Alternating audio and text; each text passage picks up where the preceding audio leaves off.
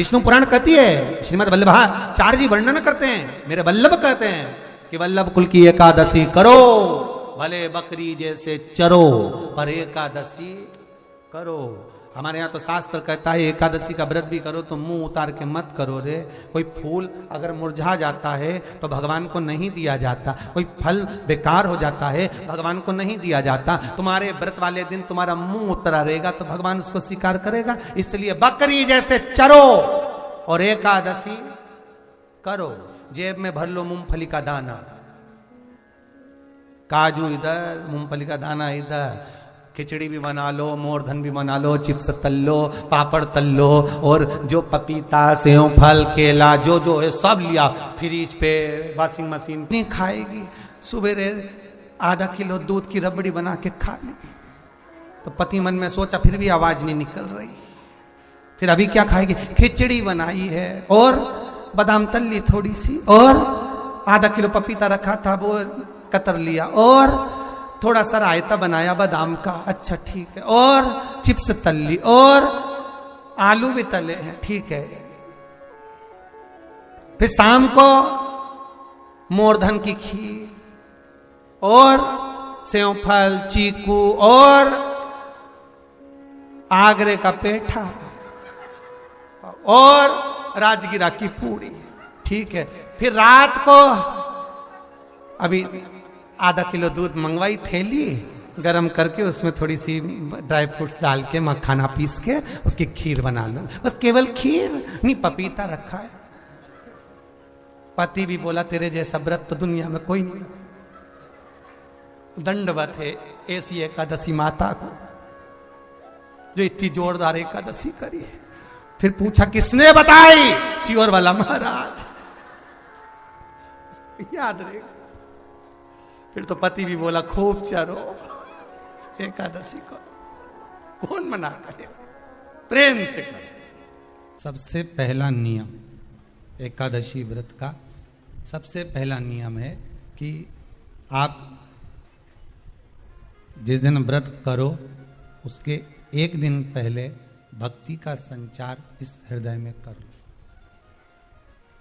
भक्ति का संचार इस हृदय में कर लीजिए। जिस दिन आप व्रत करो, जैसे एकादशी का व्रत कर रहे हो तो दशमी के दिन शाम का समय जब आवे, रात्रि जब होने लगे, शाम का समय आवे और रात्रि का आप जब भोजन ग्रहण करो तो उस भोजन में कोई ऐसा पदार्थ ग्रहण मत करिए जिस पदार्थ के कारण आपकी एकादशी बिगड़ जाए।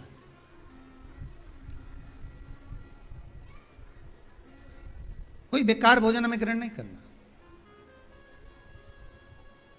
श्रेष्ठ भोजन ग्रहण करिए दशमी के।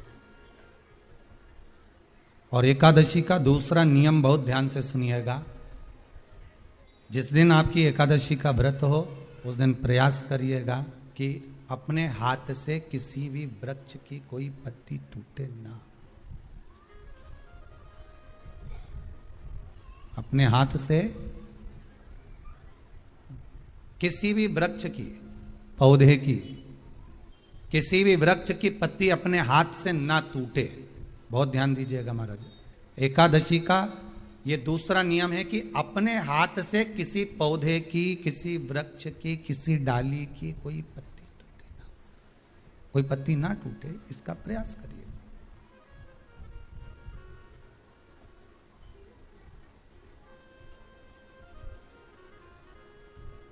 कितना सुंदर व्याख्यान कहा है, कितना सुंदर वर्णन है महाराज कि मात्र एकादशी का व्रत कर लेने पर, मात्र एकादशी का व्रत कर लेने पर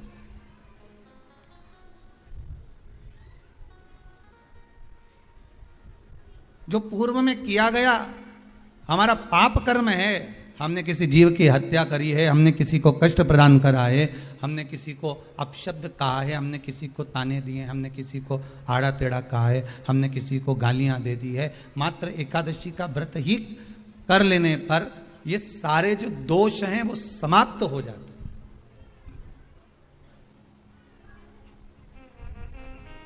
सारे दोष हमारे समाप्ति पर आ जाते हैं।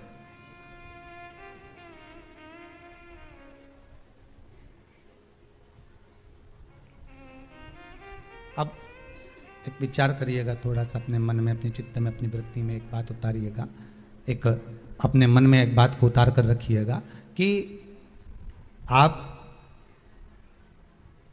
अपने पाप को, अपने पाप कर्म को जिस दिन छिन्न करने वाले हो, समाप्त करने वाले हो, अपने पाप को आप जिस दिन समाप्ति पर लेकर जा रहे हो, तो उसके एक दिन पहले आपको प्रसन्नता होना चाहिए कि नहीं होना चाहिए कि कल मेरा पाप कटने वाला है, कल मेरा पाप समाप्त होने वाला है। जो मैंने पाप कर्म करा है वो समाप्त होगा, जो मैंने पाप कर्म करा है वो कल समाप्त हो जाएगा। तो एक दिन पहले आपके चेहरे पर प्रसन्नता हो कि ना हो, और चेहरे पर वो प्रसन्नता आपके आना चाहिए कि कल मेरा एकादशी का व्रत है, आज दशमी है, कल एकादशी का व्रत है, तो कल मेरी जब एकादशी का व्रत रहेगा तो मेरा ना जाने कितना कितना पाप, कितना कितना असत्य, कितना कितना झूठ, कितना कितना प्रपंच वो समाप्त हो जाएगा। इसमें मुझे प्रसन्नता हो, इसमें मुझे आनंदता हो।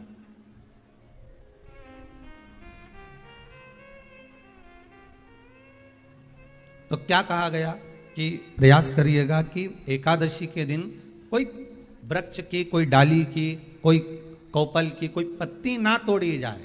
क्यों?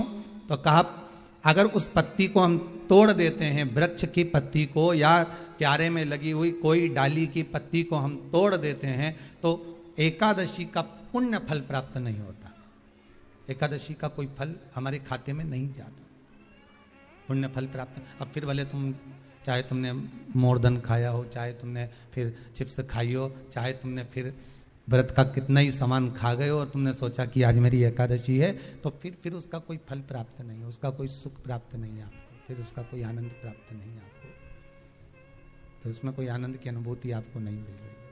दो चीजों को याद रखिए, गौदान और एकादशी। श्रीमद् वल्लभाचार्य जी ने मायावत का खंडन करा था जगन्नाथपुरी में, और श्रीमद् वल्लभाचार्य जी ने कहा था एकादशी मरने के बाद मत दो, एकादशी जीते जी दो। कहा था कि नहीं कहा था?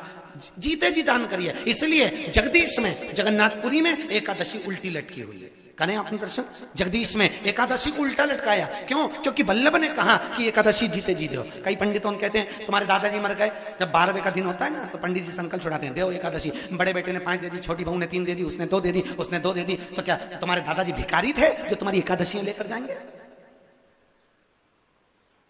और तुम कौन होते हो दादाजी को एकादशी देने वाले? तुमने कौन सा इतने पुण्य कर लिए जो तुमने एकादशी दे दी?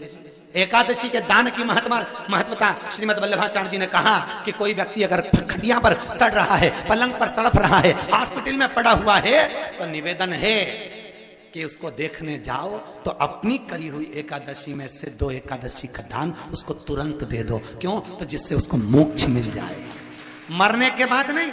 क्योंकि मरने के बाद तो वो 10वें के दिन, गरुड़ पुराण में लिखा है 10 दिन तक जीवात्मा घर की अटारी पे रहती है। कितने दिन? 10 दिन। 10 दिन के बाद जीवात्मा चली जाती है।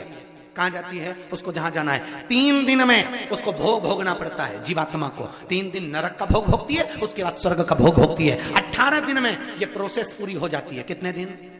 18 दिन। 18 दिन के बाद में उस जीवात्मा को धान के खेत में पटका जाता है। किसके खेत में? धान के, चावल के खेत में। इसलिए कहते हैं एकादशी के दिन चावल मत खाओ। कहते कि नहीं कहते? और क्या कहते हैं? द्वादशी के दिन चावल खाना जरूरी है। एकादशी का पालना करना है तो द्वादशी को चावल का 1 गिलास खाओ, तब द्वादशी को चावल खाओगे तो एकादशी लगेगी। चावल नहीं खाओगे तो एकादशी नहीं लगेगी। द्वादशी को चावल खाना जरूरी है। क्यों कहते हैं? क्योंकि धान के खेत में जीव को छोड़ा जाता है, उस धान के खेत में, चावल के खेत में जीवात्मा रहती है। उसको चिड़िया खाती है तो चिड़िया के रूप में जन्म लेता है, मनुष्य खाता है तो मनुष्य के रूप में जन्म लेता है। इसलिए एकादशी के दिन चावल नहीं खाया जाता, क्योंकि एकादशी के दिन हम चावल खाएंगे तो जीव हत्या का दोष लग जाएगा। फिर कब खाना है? द्वादशी के दिन। द्वादशी के दिन क्यों खाया जाता है? क्योंकि हम एकादशी के व्रत करे रहते हैं, और पहला घासा जब चावल का खाते हैं तो अपनी करी हुई एकादशी का पुण्य, जितने जीव हमारे मुंह में जाते हैं उनको उसका पुण्य मिल जाता है, और उनका फिर जन्म नहीं होता, वो तर जाते हैं, उनको एकादशी का भाग मिल जाता है। इसलिए कहते हैं एकादशी को चावल मत खाओ, पर द्वादशी को। वल्लभाचार्य जी ने जगन्नाथपुरी में एकादशी को उल्टा लटकाया। आप लोग गए होंगे तो देखा होगा कि जगदीश में, जगन्नाथपुरी में एकादशी उल्टी लटकी। कारण क्या था? खूब विरोध करा गया श्रीमद् वल्लभाचार्य जी का कि तुमने एकादशी को उल्टी लटका दिया जगन्नाथपुरी में। क्यों लटकाया? उसका कारण क्या था? श्रीमद् वल्लभाचार्य जी ने कहा, आप कहते हो कि कोई मरे तब एकादशी का दान दीजिए, आप कहते हो कि कोई मरे तब अन्न का दान दीजिए, आप कहते हो कि कोई मरे उसके बाद में आप ये दान दीजिए। श्रीमद् वल्लभाचार्य जी ने एकादशी को उल्टा लटका कर कहा कि एकादशी का अगर दान करना है तो पहले एकादशी करो, और एकादशी करने के बाद उस एकादशी का फिर दान करो जीते जी। उस एकादशी का फिर दान होना चाहिए। किसी भी चीज का उद्यापन करो,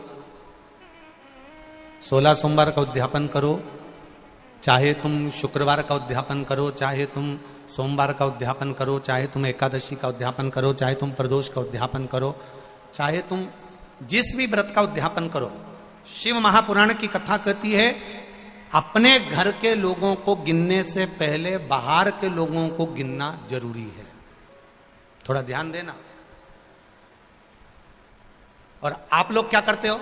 उद्यापन में सबसे पहले अपनी जेठानी को गिन लिया, इसको गिन लिया, उसको गिन लिया, उसको गिन लिया। और शिव महापुराण की कथा कहती है, जेठानी तो तुम्हारे यहाँ का भोजन करेगी क्योंकि रिश्तेदार है, नानन तुम्हारे यहाँ का भोजन करेगी क्योंकि रिश्तेदार है, तुम्हारी देवरानी भोजन करेगी क्योंकि रिश्तेदार है, तुम्हारी चाची सास भोजन करेगी क्योंकि रिश्तेदार है, तुम्हारी काकी सास भोजन करेगी क्योंकि रिश्तेदार है।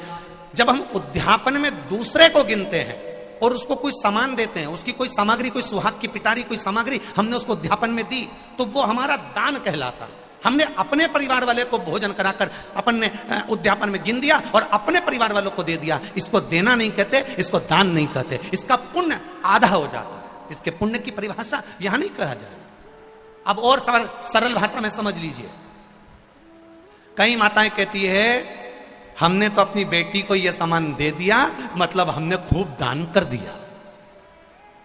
अब एक बहुत अच्छे से समझ लेना, हमने हमारी बेटी को यह दे दिया तो हमने दान दे दिया, हमने हमारी बेटी को पापड़ बना के दे दिया, हमने तो बहुत दान कर दिया, हमने हमारी बेटी को साड़ी दिला दी, हमने दान कर दिया, हमने हमारी बेटी को सामान दिला दिया, हमने दान कर दिया। बेटी दान लेने की हकदार नहीं है, बेटी अपने मायके का हक लेने को दमदार है। तुम बेटी को एक साड़ी देकर ये मत सोचना कि हम दान दे रहे हैं। बेटी तो खुद कन्यादान में जाती है। आप बेटी को अगर वस्त्र दे रहे हो तो दान नहीं कर रहे हो, आप बेटी को कोई सामग्री दे रहे हो तो दान नहीं कर रहे हो, आप बेटी को कोई सामान दे रहे हो दान नहीं कर रहे हो, आप बेटी के बेटे को 500 रुपए का लिफाफा दे रहे हो, ये दान नहीं कहला रहा है। ये वो अपना हक लेकर जा रही है। आई है माँ बाप के घर में तो साड़ी तो देना पड़ेगी, नहीं देगी तो काले कोट वाला दिला देगा।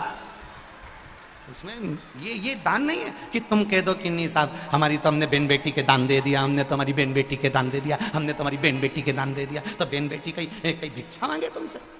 अरे बोलो तो बेटमा वाली हो, बोलो बोलो जम के बोलो, तुम क्या भिक्षा मांगो?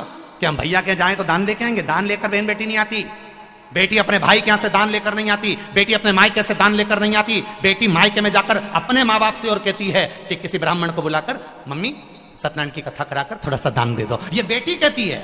बेटी दान लेकर नहीं आती है, बेटी दान दिलवा कर आती है। और बेटी मायके से अगर एक साड़ी भी लेकर आती है तो वो दान की नहीं, बेटी अपना हक लेकर आती है। जब तक माँ बाप हैं तब तक बेटी लेकर आ गई। तो जितनी भी भाभियां हैं वो ये कहना बंद कर दे कि हमने ननन को कुछ दान दिया।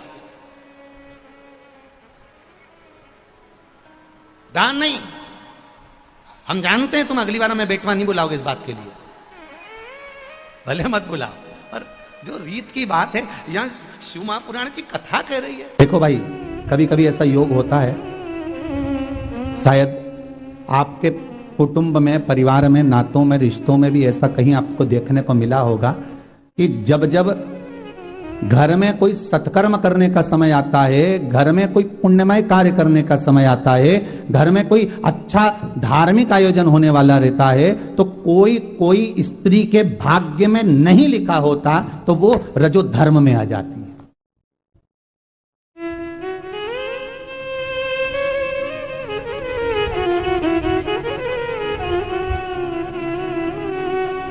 तो उसका भी व्याख्यान वर्णन लिखा है किसके लिए? तो कहा कि वो नारी जिसके मुख से अगर कोई घर में धार्मिक कार्य हो रहा है, सत्कर्म हो रहा है, और उसके मुख से अगर एक बार निकल गया कि नहीं अरे ये अभी रहने दो बाद में देखेंगे, तो वो अगर कार्यक्रम होगा भी ना तो वो उसमें शामिल नहीं हो सकती,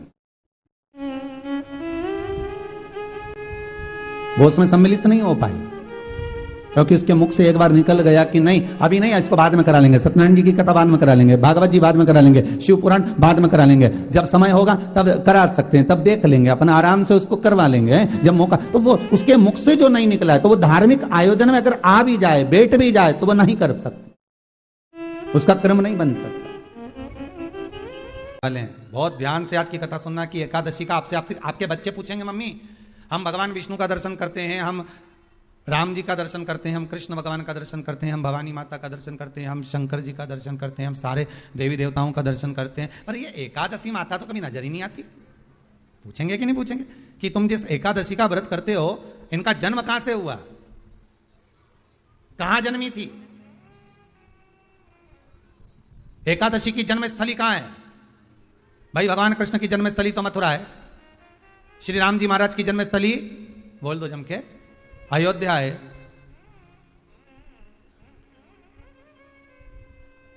कोई आपसे पूछ ले कि एकादशी की जन्मस्थली कहां है, तो आधे लोग तो बाल खुजाने में लग जाएंगे कि एकादशी आखिर पैदा कहां हुई थी, जन्म कहां लिया था, इसका जन्म हुआ कहां था, कहां जन्मी थी ये?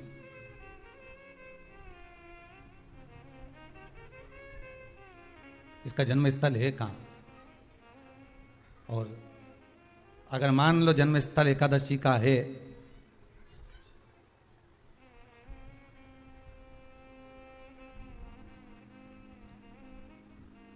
और एकादशी अगर जन्मी है, उसका जन्म हुआ है, और दुनिया के लोग इतना व्रत करते हैं, उपवास करते हैं,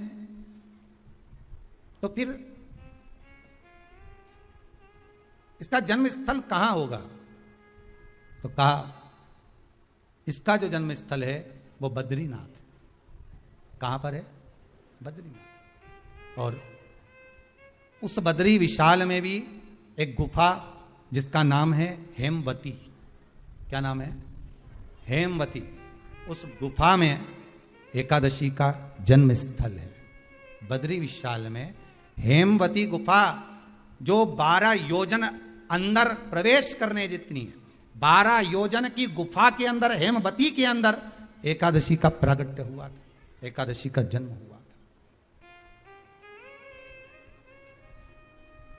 अब तो बता सकते हो ना कि कोई पूछे कि राम जी का जन्म अयोध्या में हुआ, भगवान कृष्ण का जन्म मथुरा में हुआ, और कोई पूछ ले आपका जन्म कहां हुआ था, अपन कह सकते ना सीहोर में हुआ हमारा। और आपसे कोई पूछे कहां हुए, तो कहीं इंदौर में हुए, कि देवास में हुए, कि भोपाल में हुए, कि मुंबई में हुए, कि पूना में हुए, आपका तो बता दोगे। पर बच्चे आपसे पूछ ले मम्मी तू इतनी एकादशी का व्रत करती है, एकादशी का तू व्रत करती है, और सबको करा देती है कि वल्लभ कुल की एकादशी करो, भले बकरी जैसे चरो पर एकादशी करो, और सबको एकादशी कराया, तो कोई पूछ ले कि एकादशी का जन्म कहां हुआ था, तो आप कह सकते हो कि बद्री विशाल में, हेमावती में, बद्री विशाल के हेमवती गुफा के अंदर जो 12 योजन की गुफा है, उस गुफा में एकादशी का जन्म हुआ। कब हुआ?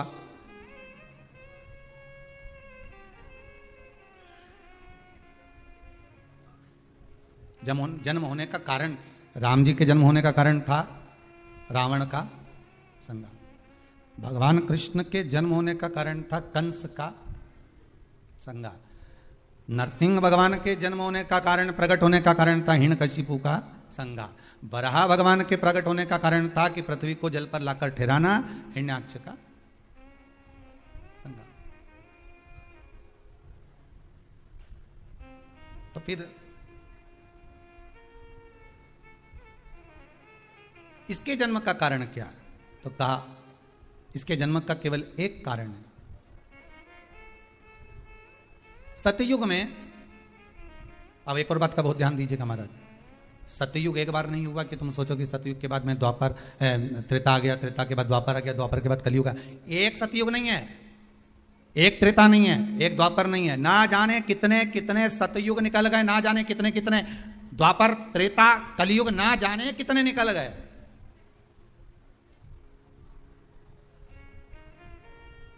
और आप और हम जैसे भी इस पृथ्वी पर ना जाने कितने, अरे जम के तो बोलो, निकल गए। पृथ्वी वहीं की वहीं है, जिस मकान में रहते हो वो मकान भी वहीं की वहीं है, बस कभी कभी एकदम प्लाट हो जाता है, फिर उस पर वापस बन जाता है, फिर क्लीन, फिर बन गया, फिर क्लीन, फिर बन गया। ना जाने कितने कितने कितने कितने जन्म हम ले चुके हैं और हमारे भी आगे कजन कितने जन्म होते रहेंगे। जमीन वहीं की वहीं रह जाएगी और अपन चले जाए, बस वो जगह वहीं रह गई। जो पहले परदादाजी की थी दादाजी को मिल गई, दादाजी की थी पिताजी को मिल गई, पिताजी की थी उनके बेटे को मिल गई, उनके बेटे से उनको बेटों को मिल गई। मिलते मिलते मिलते मिलते कब वो जमीन भी बिक गई समय की अवस्था में, फिर दूसरे की हो गई और हम सोच कर रह गए कि ये हमारा है, हम इसके लिए लड़ाई करें, झगड़ा करें। हम केवल इस जमीन के लिए, जरा सी प्रॉपर्टी के लिए अदालत में खड़े, अपना समय बर्बाद कर दिया और जो पाना था वो छोड़ दिया, जो पाना था वो छोड़ दिया हमने।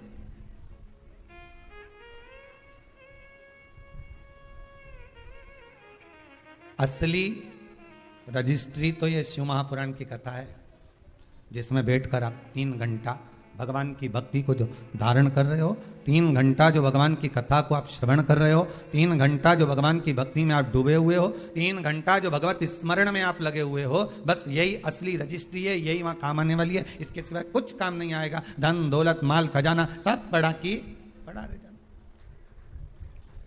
सब धरा की धरा।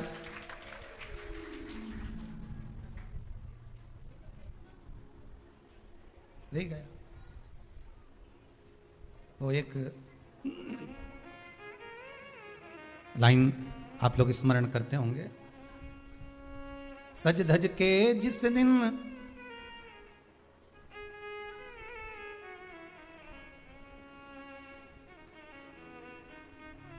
सज धज के जिस दिन मौत की शहजादी आएगी, न सोना काम आएगा न चांदी आएगा। अलमारी में धरा की धरा रह जाएगा, लॉकर में पड़ा की पड़ा रह जाएगा। लॉकर में पड़ा की पड़ा है, अलमारी में धरा की धरा है। कपड़े भी सारे घड़ी बने की बने रहे, कपड़े भी धरे की धरे रह गए और सब पड़ा रह गया। कि छोटा सा तू कितने बड़े अरमान हैं तेरे, मट्टी का तू सोने जैसे मान है तेरे। मट्टी की काया एक दिन मट्टी मिल जाएगी, न सोना काम आएगा न चांदी आएगी, न सोना काम आएगा न चांदी आएगी। सज धज के जिस दिन मौत की शहजादी आएगी, न सोना काम आएगा न चांदी आएगी, न सोना काम आएगा ना चांदी। सब पड़ा रह जाएगा, धरा की धरा रह जाएगा, सब पड़ा की पड़ा रह गया, जी चला गया।